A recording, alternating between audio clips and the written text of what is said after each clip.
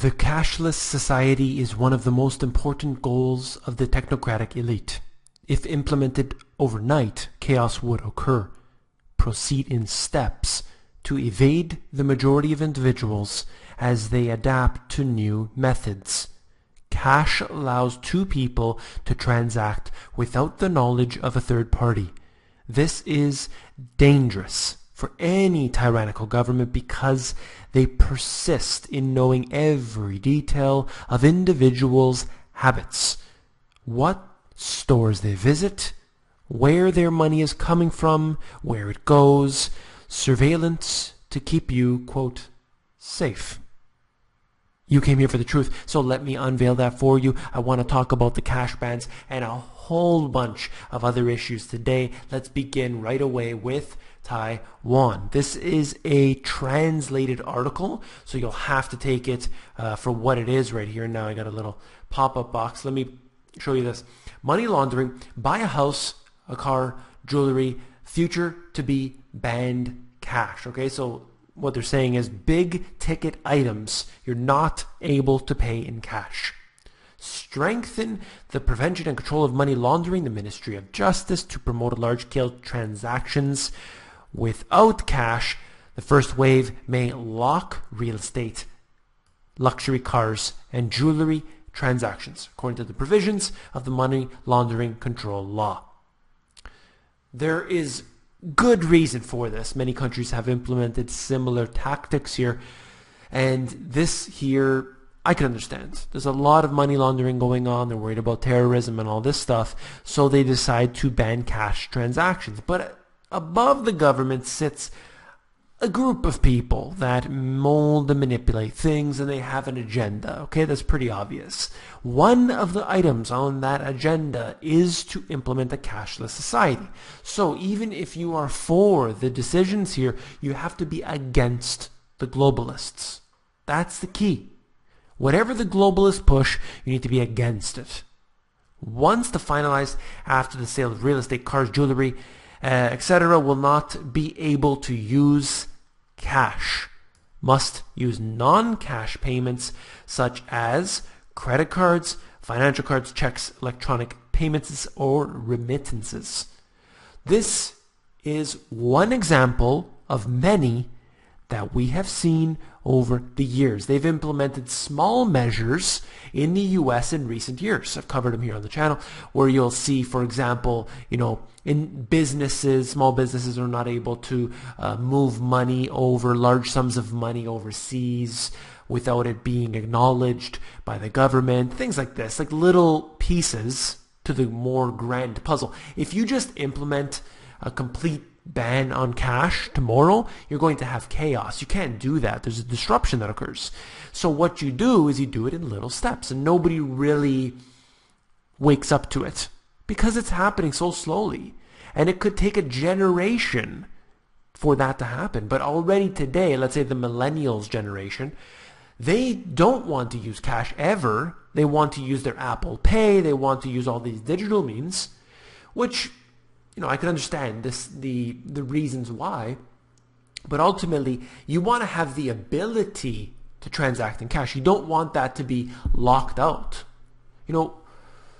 What if, for example, you went to Kijiji, Craigslist, and you saw a vehicle on there that you wanted to purchase. You purchased from somebody else, and you give them $5,000, let's say, and they give you the vehicle. There you go. There's the transaction. Sign the papers. All done. Now, what if the government wants a piece of that because that individual is selling something? Oh, well, you got to pay taxes on that. You're making income. And then, of course, you're using cash. You're not supposed to be using cash. That's banned now. So you have to use some sort of electronic payments where the government can track and trace every single little piece of it. That's what I see. I see it as a big problem because you and I can't transact anymore. There has to be government interference, and I use that word intentionally. That's a very, very dangerous model, and it is really going on everywhere. We saw this happen in India. And the segue here is interesting because it's actually from Taipei Times. I found this.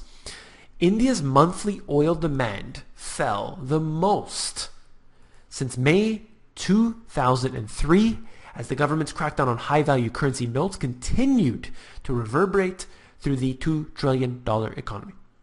And this here is something that is inevitable. When you make big changes, when you decide to pull back on anything that people are used to, in this case happens to be cash, you're disrupting business.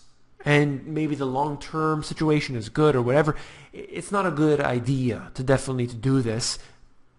It isn't necessarily a ban on cash, but the way I see it is one step towards it. And we don't need to be taking any more steps towards tyranny. We're heading too far already. That's what I'm saying. There'll be a lot of people on here, and it's funny. I'll comment.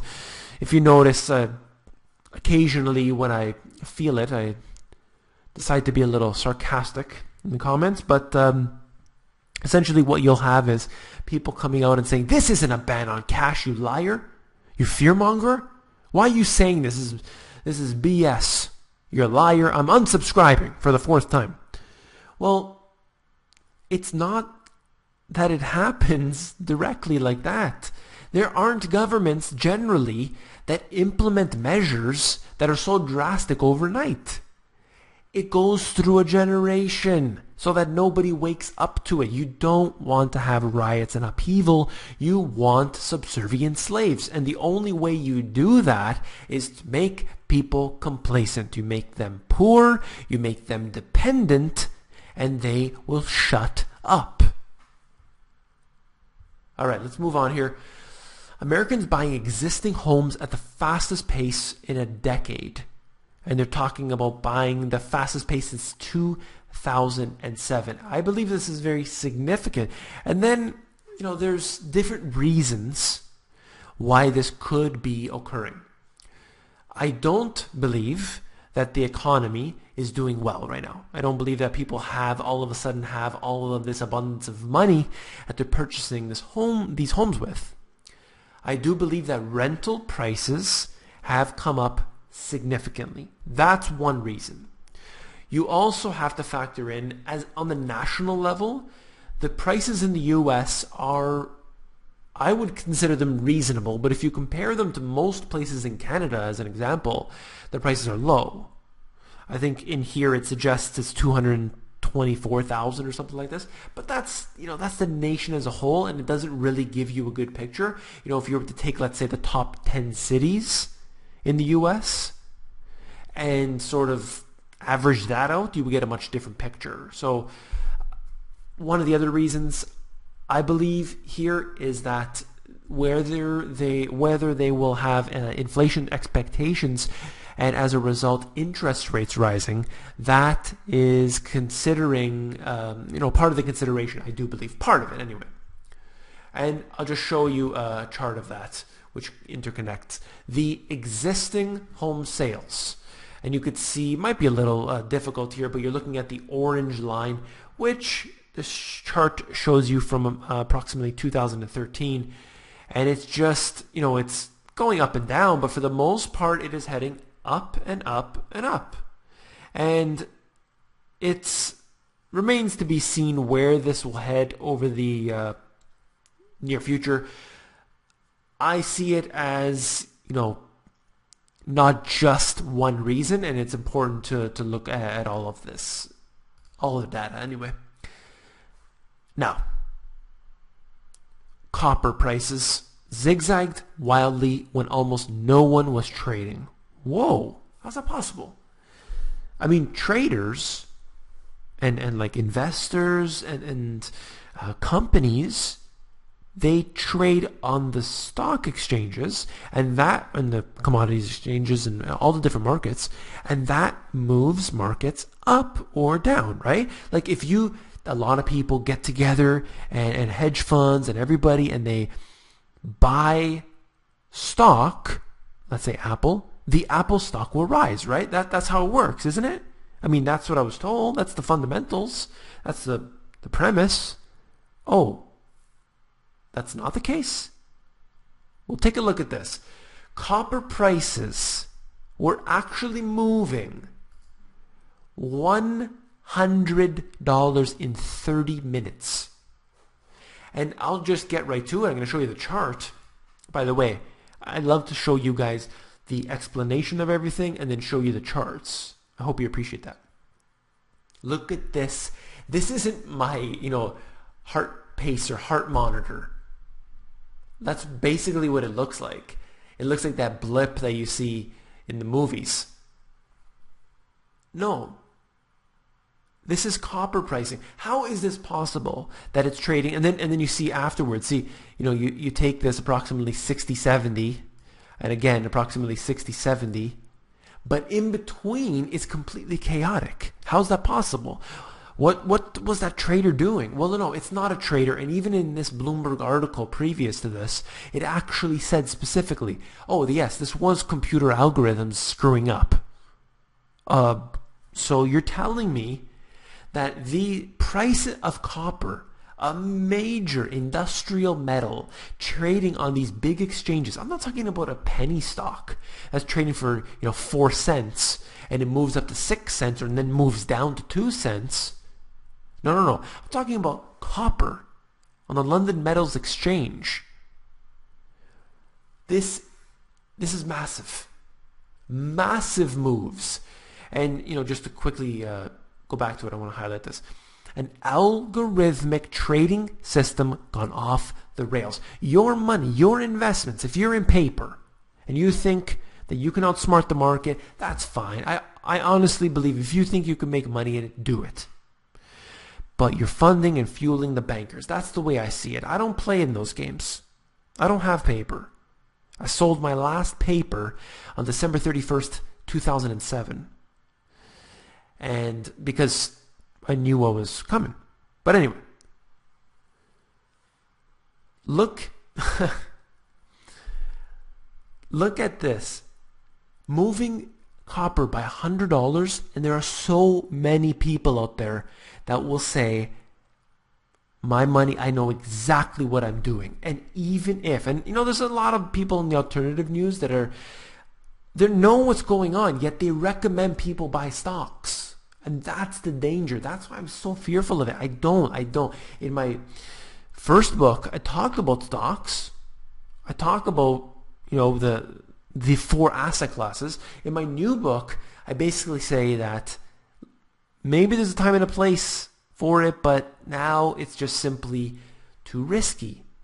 It's too risky. And this is why, even if you predicted it precisely, look at what could have happened in that time frame. Sure, everything came back to normal again, quote unquote normal, but you don't know what's going to happen. You don't know if you're going to be left out of your money. It's dangerous. Use at your own risk. That's all I'm going to say. This is one very, very good example of why you cannot play around in the paper markets any longer. It's ready to explode. Okay, now here is something I can't even put the link in the description because YouTube will have something to say about that. But let's talk about it before their algorithms actually pick up my voice and ban it that way. John McCain makes secret trip to Syria in the midst of the U.S. assessment. And actually there was an individual from Hawaii, if it was, I'm drawing a blank, it was somebody from government position, one of the officials, head from Hawaii over to Damascus to actually meet with Assad. So I don't know what they're discussing. My presumption here is that, it's a secret meeting, of course. My presumption is that these meetings are about ISIS and to really talk about how they're going to proceed. Should we just directly bomb you or should we be nice? Should we play nice? I think that's sort of what it is. First, there's some diplomatic conversations. Do we continue to fund ISIS and then help you out at the same time, or do we just roll the tanks in? This here was amazing. You've probably seen it already. This individual from MSNBC, quote, and it could be that while unemployment and the economy worsens, which I'm shocked that that's actually being mentioned. Anyway, he, Trump, could have undermined the message so much that he can actually control exactly what people think, and the best part of all, And that is our job. It's nobody's job to tell you what to think. Not the president, not the media. It's you. It's not me. You take all the facts that I say, and then you go out there and you look them up on your own.